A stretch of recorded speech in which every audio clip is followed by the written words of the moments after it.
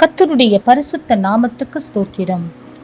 சங்கீதங்களின் புஸ்தகம் 115வது அதிகாரம் 9 முதல் சில வசனங்கள். இஸ்ரவேலே, கர்த்தரை நம்பு. ஆரோன் குடும்பத்தாரே, கர்த்தரை நம்புங்கள். கர்த்தருக்கு பயப்படுகிறவர்களே, கர்த்தரை நம்புங்கள். அவரே அவர்களுக்கு துணையும் அவர்களுக்கு கேடகமாய் இருக்கிறார். பிரியமானவர்களே, எவர்களுக்கு கர்த்தர் துணையாய் கேடகமாய் இருக்கிறார் என்றால், கர்த்தருக்கு பயப்படுகிற, கர்த்தருக்கு பயந்து அவரை நம்புகிற பிள்ளைகளுக்கு அவர் துணையும் கேடகமாய் இருக்கிறார்.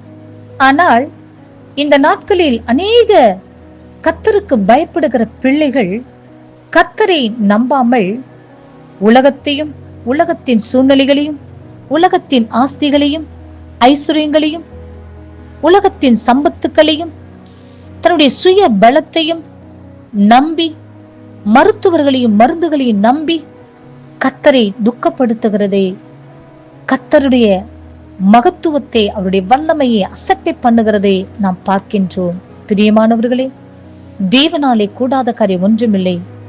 மருத்துவரால் கூடாதது, மருந்துக்களால் கூடாதது தேவனாலே கூடும். மனுஷரால் இது கூடாததுதான், ஆனால் தேவனால் எல்லாம் கூடும் என்று நாம் வேதத்திலே வாசிக்கின்றோம். தேவனாலே சகலமும் கூடும் என்று நாம் நம்பி, கர்த்தரையே நம்பி, கர்த்தரையே நோக்கி பார்ப்போம். 2026வது வருஷத்தில் மனுஷனை நம்புவதை நாம் விட்டு, மருந்துக்களை நம்புவதை விட்டு, மருத்துவர்கள் சொல்கிற அதிருப்தியான வார்த்தைகளை நம்புவதை விட்டு, உலக சூழ்நிலைகளில் ஏற்படுகிற பலவிதமான பாதகமான சூழ்நிலைகளை நம்புவதை விட்டு, எல்லாவற்றுக்கும் மேலான தேவன், எல்லாவற்றையும் நன்மையாய் நமக்கு செயல்படுத்தி கொடுக்கிற தேவன், நம்மளுடைய வாழ்க்கைக்கு, நம் பிள்ளைகளுக்கு, நம் குடும்பத்திற்கு, நம் தேசத்திற்கு, நம் ஊழியத்திற்கு, நம்முடைய எல்லா சூழ்நிலைகளுக்கும் அவர் ஒருவரே போதுமானவராக இருக்கிறார் என்று நம்புங்கள். மனுஷமில் நம்பிக்கை வைத்து மாம்சமானதை தன் புயபலமாக்கிக் கொள்கிறவன் சபிக்கப்பட்டவன் என்று வேதத்தில் வாசிக்கின்றோம். மனுஷனை நம்புவதை பார்க்கிலும் கர்த்தர் பேரில் பற்றுதலாய் இருப்பதே நலம். பிரபுக்களை நம்புவதை பார்க்கிலும் கர்த்தர் பேரில் பற்றுதலாய் இருப்பதே நலம் என்று வாசிக்கின்றோம். பிரியமானவர்களே, கர்த்தரையே நம்புங்கள்.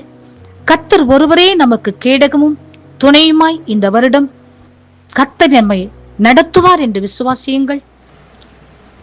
பரலோக ராஜ்யத்திற்கு பங்காளிகளாக மாறுங்கள். கர்த்தர் இந்த வார்த்தையை ஆசீர்வதிப்பாராக.